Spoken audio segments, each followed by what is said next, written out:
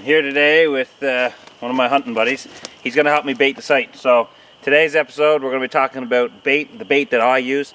There's not just my way. I'm not saying that this is the best way. I'm just saying that this has worked for me so far since I've been bear hunting and baiting bears in. I've had and I'm going to knock on wood here because watch me mess this up, but I've had a 100% success rate. And I've tuned it in over time, and I got something a little different. A lot of you guys probably haven't heard of, and some of you guys might have heard. I'm going to try this year something a little different, and I'll show you that later on. But right now we got to bring in all of our bait and load this thing up and get that done. You're going to carry the buckets of popcorn because it's not that heavy. Okay. But I do different types of bait just because of how bears, their personalities. Bears are very curious creatures. They're very intelligent creatures. I like to use a stink bait. Not everybody does, but I have. This is a chicken. One of my chickens that died. It's been sitting in this sack for a while. It's nasty. So this is going to be a stink bait. This is going to go up the tree. Whew, it stinks. You smell it? Yeah. And then that's going to be up there high so the wind can take it out, and that'll get the bear's curiosity going, and they'll head in. When they come in closer, they'll start to smell the other smells, the sweet smells, and then the other bait that I'm using and stuff like that.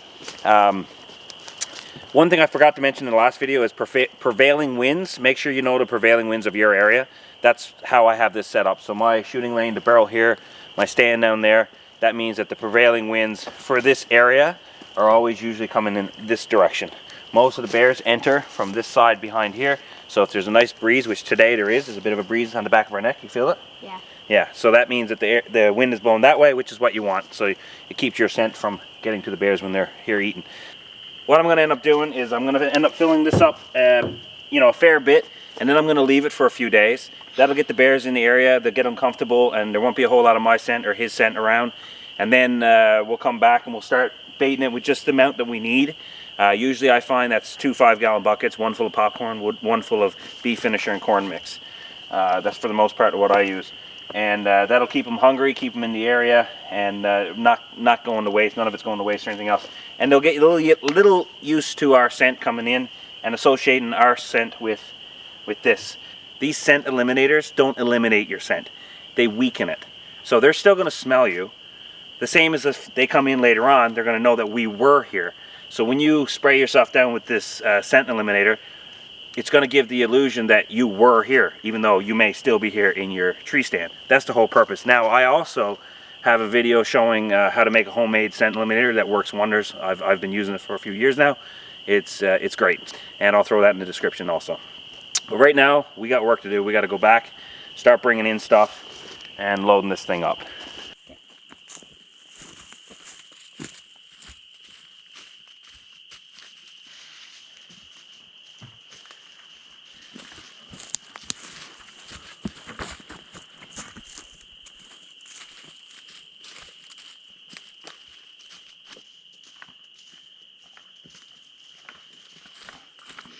You good back there, bud? What? You got it? Yeah.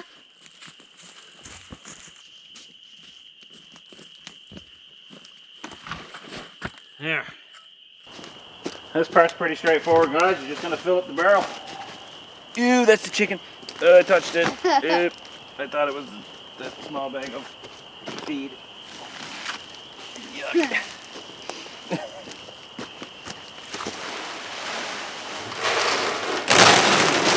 Don't worry about spilling it. You're gonna throw a little bit around the area anyway. This is leftover corn from last year. I like to feed the bears quality food. I mean, this goes into cows. This is what fattens up cows before they go to market. And it's essentially, if you're not sure what beef finisher is, you can get them at any kind of farm store or anything like that. If you're not sure what it is, it's different grains. There's some corn in it, there's pellets, there's barley, wheat, and it's all mixed and dried with molasses. So that stuff there puts on the fat on the bears, gives the meat a sweet taste. You can bait with anything. I mean, they are omnivores. You can bait with everything next to garbage, but if you're planning on eating it, I recommend you know, feeding it food that you would probably eat. You can use dog food, you can use all that stuff. It'll all work. I just find that, you know, I spend a bit of money and I know I'm getting a good quality. And once I get a bear coming in, I'll continue feeding that bear for a little while, and I'll fatten that bear up and until it's time to kill it. A lot of people are curious about the holes on the side. So it's basically the size of a dinner plate. That's all it is, and it's about maybe 8 inches, 9 inches. And I got one on each side. Yeah, that one's chewed up a good bit because the bear was chewing up last year. And it's on the sides. A lot of people make this mistake, and they'll put the hole in the front. Well, if this is your shooting lane and you're up there, all you're going to be doing is looking at the arse end of the bear. And you don't want to be doing that. You want the broad side of the bear so you can take a good ethical shot. So by putting the holes in the side, the bear will come in, reach inside with their paw, and start scooping out the food. And when they do so, they expose their vitals.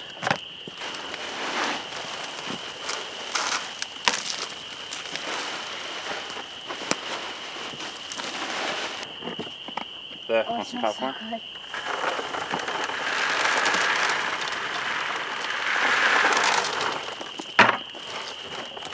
Who's in a dirty old bucket?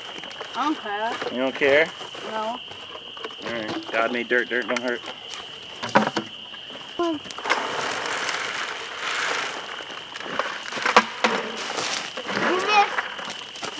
Like I said, this will attract all kinds of critters, which is a good thing. Raccoons want to show up in the next few days. I encourage it, because the raccoons are going to get the scents on them, and they're going to bring the scent out. And the bears are going to cross over that path, and they're going to follow that scent back. So the more little critters you can get coming at the beginning, the better. And then I got some fish. I don't want to throw the fish in there now, because if there a few days passes before a bear stumbles upon the site, I don't want this to go rotten. But if it does rot, that smell will help entice them to come in. They are, like I said before, curious. So I'm just going to probably put a couple of fish on top of this thing and then down around the base. If another animal comes and takes it, so be it. There's a lot more where this came from. And it's almost getting more. Yeah. So I'll put a couple there. I'll throw one underneath in that gap, so something's got to kind of work at it a little bit. And then this one here, we're gonna smear onto the tree. I should have brought gloves, but whatever. I'll leave that guy right there. There.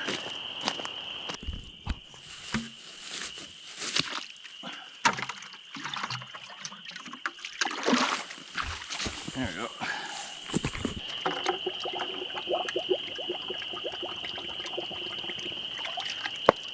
There we go.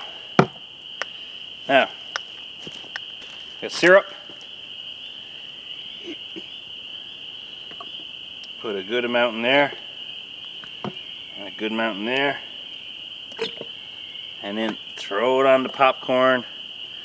Drizzle it down the sides. I'm gonna have another popcorn. Here, have some of this.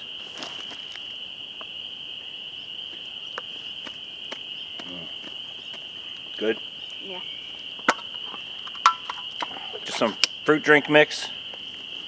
Take a pinch, don't tell your mother. Take more than that, come on. Take a handful.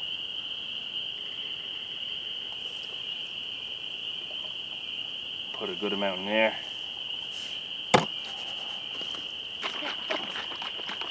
Got red hands, do ya? Dad does too.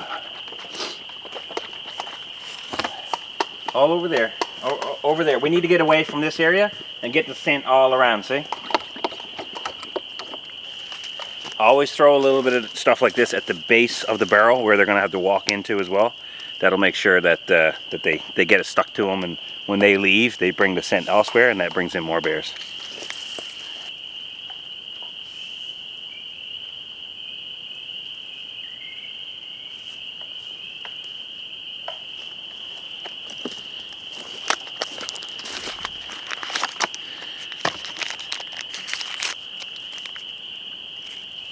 I wish you guys could smell this area right now.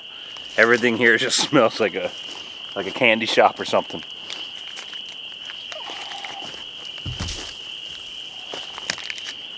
Oh, that's what it's for. Yeah, you smell it? Yeah. Smells strong, eh? Yeah. Couple of things of molasses. Once again, just gonna pour it all over, in on the top of it, up the tree, wherever you can make a mess. You can make But remember to put some down around the base so they can walk in it and get the scent on themselves. Looks like oil. So they can take it with them. Bring more bears back.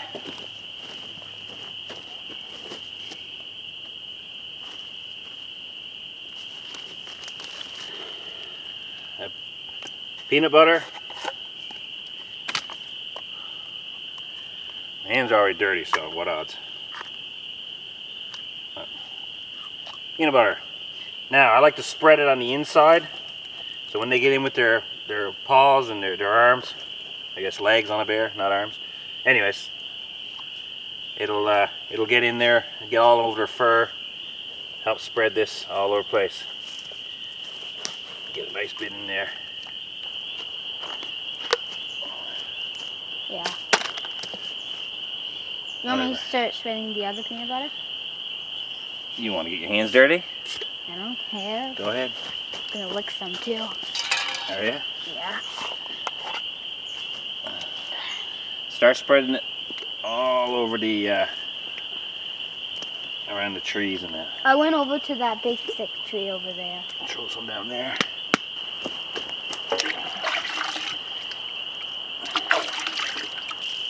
I think I'm going to take the chicken out of the bag. I'm kind of afraid to look.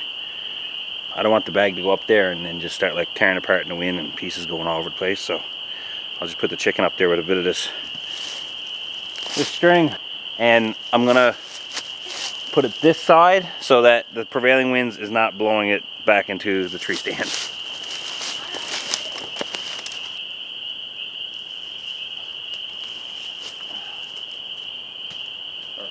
Yeah, it stinks. All right. Oh, goodness. Oh. Oh. Well guys, that's how I bait the site. The last thing I'm going to do now is take some logs that are laying around. I'm going to throw in there. I want them to be able to access the food, but I want them to also be able to work for it a little bit so it slows them down. Yeah, just push it into the side there so they're going to work for it a little bit. So down or? Yeah, just push it in the side. Ugh, I lean on the tree, goodness. We got a stink bait. We got the old chicken up there in the trees. We got some fish around. We got popcorn, we got beef finisher, we got whole corn, molasses, peanut butter, syrup, fruit punch, and really this stuff here, the Jello, that stuff is really strong smelling. You throw that in the air, I can still smell it. You smell it? Yeah. It smells really good here right now, despite there being a rotten chicken there. So I'll leave this, like I said, for a few days. I'll come back. I will not fill it up nearly as much. I'll have 2 buckets with me. One's going to be full of popcorn. One will be full of beef finisher and whole corn. And I'll put that in there. And you got to adjust it depending on the activity you have and stuff like that. But you have to feel for that. Every site's going to be different. You guys are probably wondering what it was I was talking about earlier. Something I'm going to try that I've never tried before. Well, anyone who has used beaver as bait, they know black bears love the carcasses of beavers. I don't have any beavers because I've used my carcasses for coyotes. However, I do have a beaver caster, and I have heard from very experienced bear hunters that this stuff works amazing. It has been documented that bears will tear apart beaver lodges just to get at the beavers inside. So this should work really good. I've heard great stories of how this has been very beneficial in baiting bears. So if it's just something a little extra, it's going to up the ante and guarantee you bears to come in, why not? So that's what we're going to do. We're going to go around. We're going to dab that around before we take off. But you guys don't need to see that. I'll conclude the video here. I hope this helps somebody out. I hope somebody learned something. If you have any tips or tricks for me, please put it in the comment section below. I'm always willing to learn, and I'm always willing to up my game. But as it is right now, this is it. So if you don't mind, please like, share, subscribe, the whole YouTube banter. I appreciate it. And I'll see you guys on the next one. Thanks. Say bye. Bye.